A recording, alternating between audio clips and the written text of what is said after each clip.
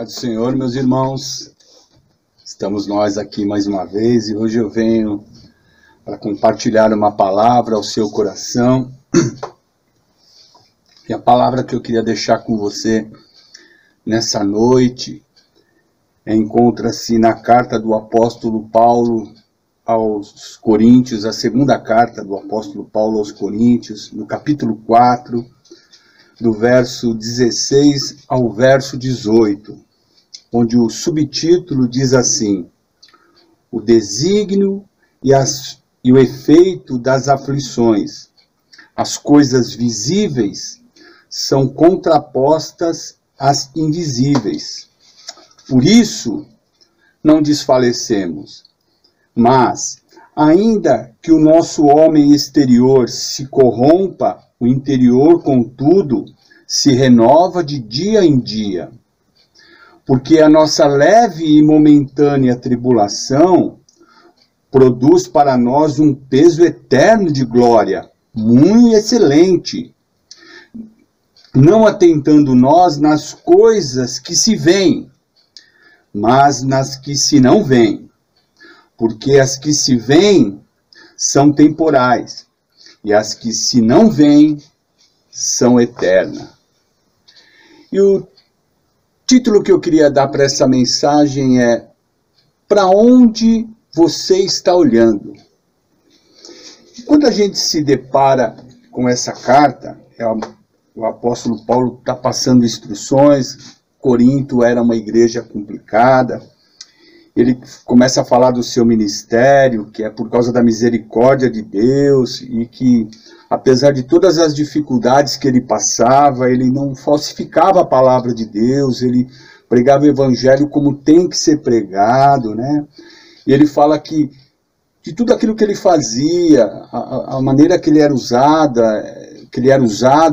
era por causa daquilo que estava no vaso. Não era por causa do vaso, ele era apenas um vaso de barro, mas o que continha esse vaso era o que era importante. E é assim na nossa vida: o que está dentro de mim e dentro de você, a mensagem que eu e você temos a anunciar é que é importante. A nossa vida é irrelevante, mas a mensagem que eu e você temos que compartilhar com o nosso próximo, ela sim é importante, é ela que vai fazer a diferença. E ele continua falando, né, que ele tinha que morrer todo dia para que o evangelho continuasse a produzir vida nas outras pessoas, né? E ele fala que ele tinha certeza que Jesus ressuscitou e que um dia nós ressuscitaremos com ele também. E ele fala da graça que por meio, na medida que ela vai se multiplicando, isso vai glorificando a Deus e glorificando o nome do Senhor. Então, e ele continua aqui, nos versos que nós vamos trabalhar nessa noite, ele fala o desígnio e efeito das aflições. Qual o propósito das aflições na nossa vida? Isso tem um propósito. Quando Deus permite que as aflições sobrevenham a nós, é porque Deus tem um propósito nessas coisas, né? E ele continua dizendo: as coisas que nós vemos, elas são contrapostas, elas são opostas àquelas que nós não vemos. Então, e ele continua aqui, e agora nós vamos entrar no texto. Por isso, não desfalecemos, mas ainda que o nosso homem exterior se corrompa, o interior, contudo, se renova de dia em dia. Ele tinha a plena consciência, e nós temos que ter a plena consciência que na medida que os dias vão passando, o nosso homem, a nossa carcaça, essa humanidade, né, que nós temos, ela vai se desfazendo, nós vamos envelhecendo, nós vamos a cada dia desfalecendo no sentido de perder as forças. Ele diz isso, assim, que o homem exterior, ele passa por essas coisas, ele passa por essas situações, né? Nós não somos aqui por causa do pecado que entrou no mundo. né? Ele trouxe consequências sérias. Uma das consequências é o nosso envelhecimento, e nós vemos aqui que... Mas a grande verdade também que nós precisamos destacar é que existe uma natureza em nós também, que é a natureza espiritual, o homem espiritual, e esse homem, ele não envelhece. Na medida que o tempo vai passando, nós estamos cada vez mais vivos, cada vez mais perto da eternidade que nos espera, da eternidade que nós temos para viver. Então, e ele continua, quando eu me deparo com aquilo que o apóstolo Paulo escreve, da sua leve e momentânea, ele era uma pessoa que passava por muitas dificuldades, foi açoitado, sofreu naufrágio, foi preso, né, passou parte da sua vida preso, né, sofreu por causa do Senhor, e ele tinha na sua vida a consciência que aquilo era passageiro, que aquela tribulação tinha um tempo, uma hora, um prazo determinado, né? Mas o que acontece, meu irmão, é que independente daquilo que eu e você estamos passando, independente daquilo que nós estamos atravessando, isso tem que produzir em nós alguma coisa. Isso que você está passando hoje, a tribulação, a dificuldade, as suas lutas, que muitas vezes querem nos paralisar. E muitas vezes, quando nós vemos o apóstolo Paulo aqui, ele está falando de uma luta que não é muitas vezes a luta que eu e você hoje estamos enfrentando, que diz respeito à nossa vida, o nosso trabalho, as nossas necessidades.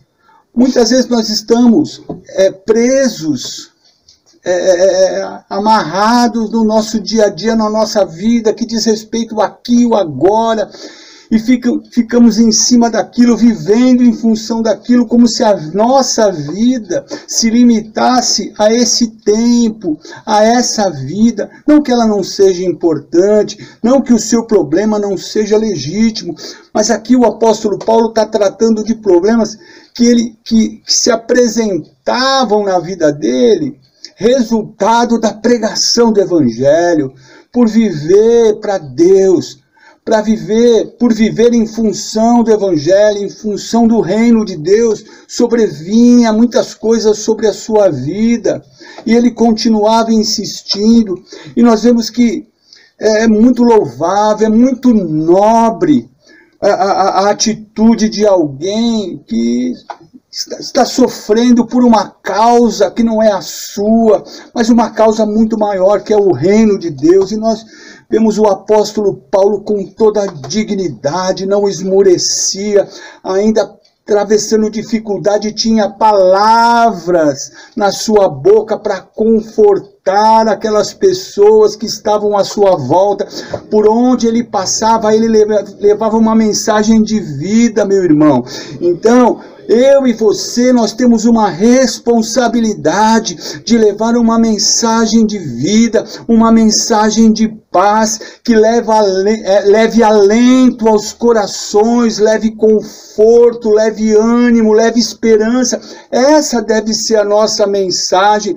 Nós não temos que não nos envolver com questões que não vão trazer a solução. Nós vamos ficar discutindo a vida inteira a respeito de algumas questões e nós não vamos resolver aquilo, porque não cabe a nós resolver isso. Nós somos chamados para anunciar o reino de Deus. Essa é a responsabilidade, essa é a responsabilidade de todo cristão, de todo aquele que professa o nome do Senhor Jesus, que se diz cristão, tem a incumbência de ser um instrumento de paz, de levar o evangelho em tempo, fora de tempo. Essa deve ser a mensagem que acompanha a nossa vida. Essa deve ser a resposta, aquilo que nós temos que falar para a humanidade, para aquelas pessoas que nos ouvem. Essa deve ser a nossa bandeira.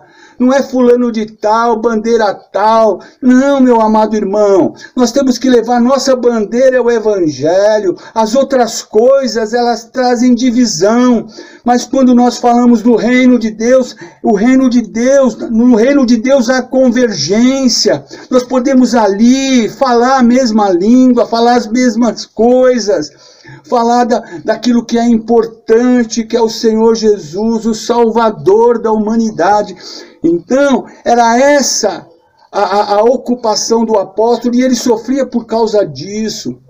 E eu e você passamos por muitas dificuldades. Hoje, eu sei que tem pessoas passando problemas, passando dificuldades, com ansiedade, com síndrome de pânico, com depressão, por estar dentro de casa, por não poder sair. Será? Agora, cabe uma pergunta aqui, meu irmão. Isso é motivo de nós, muitas vezes, chegar numa situação como essa? Não seria um tempo, porque tudo isso vai produzir em nós alguma coisa. Como que nós vamos sair depois dessa quarentena, depois que essa pandemia passar? Como eu e você vamos estar? Como que vai estar a nossa fé, a nossa vida cristã? Mais fortalecidos, renovados, prontos para continuar na nossa caminhada, ou abatidos, frustrados? Não. Então, meu amado irmão, eu e você temos que olhar para o alvo, olhar para o alto, olhar para a cruz, da onde vem o nosso socorro. O apóstolo Paulo, lá em Filipenses, olha que o apóstolo Paulo, ele fala em Filipenses, no capítulo 1, verso 29, porque a vós, a mim e a você também, vos foi concedido, em relação a Cristo, não somente crer nele, como também padecer por ele. Você está disposto? Será que eu estou disposto a padecer por causa do nome do Senhor? Essa é uma pergunta que não pode calar. E eu e você temos que ser honestos em respondê-la. Eu e você estamos dispostos a padecer, a entender que isso é nobre, padecer por causa do nome do Senhor? Por que nós estamos padecendo nesse exato momento? Qual a sua dificuldade nessa hora? Qual a sua aflição? O que tem paralisado você? Será que é motivo? Será que isso é importante a ponto de fazer com que você esteja nessa situação? Eu gostaria que você refletisse sobre isso. E aqui ele continua, no verso 18, que vamos dizer assim, com base no tema, no título que eu dei para essa mensagem. Não atentando nós nas coisas que se veem, mas nas que se não veem, porque as que se veem são temporais, e as que se não veem são eternas. Onde está o foco da sua vida, da minha vida? Para onde você está olhando nesse exato momento? Para o noticiário? Para aquilo que está acontecendo aí fora? Não que a gente precisa e deva estar alienado a essas coisas. Não é isso que eu estou dizendo. Muito pelo contrário. Nós precisamos sim estar envolvidos, cientes, antenados naquilo que está acontecendo, mas essas notícias não podem tomar conta da nossa vida e reger o nosso pensamento e dizer para nós como nós devemos nos andar, como nós devemos nos comportar, quais devem ser os nossos sentimentos. Isso não. Então, meu amado irmão, porque nós podemos passar tudo isso, podemos passar, mas estar sempre olhando para onde há esperança, para o Senhor Jesus. Pedro, certa vez, quando estava no barco à noite, Jesus apareceu, e ele achou que era um fantasma, e Jesus disse para ele: vem, Pedro. Ele começou a caminhar pelas águas, mas quando olhou à sua volta, viu aquelas ondas se formando, teve medo e começou a afundar. E é assim na minha e na sua vida. Se nós olharmos para aquilo que está à nossa volta, aquilo que está acontecendo, nós vamos afundar. Mas quando nós olhamos para Jesus, o autor e consumador da nossa fé, aí nós podemos ter esperança. Nós temos que olhar para o alvo, para o autor e consumador da nossa vida, da nossa eternidade, da nossa existência, como dizem Hebreus, né? Porque em Hebreus tem uma passagem, em Hebreus no capítulo 11, verso 3, diz tem um versículo muito interessante que diz assim: pela fé nós entendemos que os mundos, pela palavra de Deus, foram criados, de maneira que aquilo que se vê não foi feito do que é aparente. O que você está vendo hoje foi feito, o reino espiritual, ele antecede o reino material, aquilo que nós vemos hoje. Então as coisas espirituais, elas são mais reais do que, na verdade, aquilo que você está vendo. Então, a realidade de uma eternidade, a realidade de um céu, a realidade de que tudo aquilo que nós estamos passando nesse exato momento é passageiro, é temporário. E Deus, o eterno, o soberano, aquele que não dorme, está no controle de tudo. Em momento algum, o nosso Deus perdeu o controle da situação. Por isso eu e você podemos descansar. Sabe por que eu e você podemos descansar? Porque ele não dorme. Ele nem tosqueneja, a palavra de Deus diz. Ele nem não dorme e não tosqueneja, o guarda de Israel. O Senhor está velando pela sua vida. O Senhor tem cuidado de você. E assim, como nem só de pão viverá o homem, mas de toda a palavra que sai da boca de Deus. Esteja certo disso, você depende da palavra que sai da boca de Deus. E Deus tem uma palavra para o seu coração nessa noite. Olhe para o alto, olhe para a cruz, da onde vem o teu socorro. O teu socorro vem da cruz. Amém, meu irmão? Eu queria orar rapidamente com você e que o Senhor nos abençoe nesse tempo que nós estamos distantes, mas nós podemos assim, através desses meios de comunicação, né, desses recursos que nós temos hoje, nós podemos estar perto. Eu queria orar com você nessa hora. Senhor, nós te damos graça por essa noite, por esse tempo, pela oportunidade que temos ainda de compartilhar da tua palavra. Ainda que distante, nós podemos estar assim antenados, ligados, em comunhão uns com os outros. E nessa hora, meu Pai, eu quero te pedir que o Senhor alcance esse meu irmão que está lá do outro lado, que muitas vezes está passando por uma dificuldade, por uma situação, Pai, ou de sofrimento, Pai, uma situação que é legítima, Pai. Oh Deus, nós não estamos falando que o problema dele não é, oh Deus, algo, oh Deus, que ele não tenha que se preocupar, não é isso, Pai. Mas esse problema, essa dificuldade que nós estamos passando, é o que nós queremos dizer, Pai, que a tua palavra quer nos dizer, ela não pode nos consumir, ela não pode tirar a nossa atenção do alvo que é o Senhor.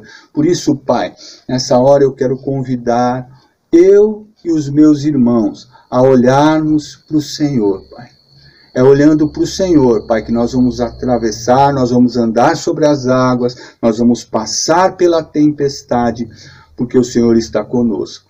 Muito obrigado, em nome de Jesus, para a glória do teu nome. Eu já te agradeço, Senhor. Amém. Deus te abençoe e até uma próxima oportunidade, em nome de Jesus.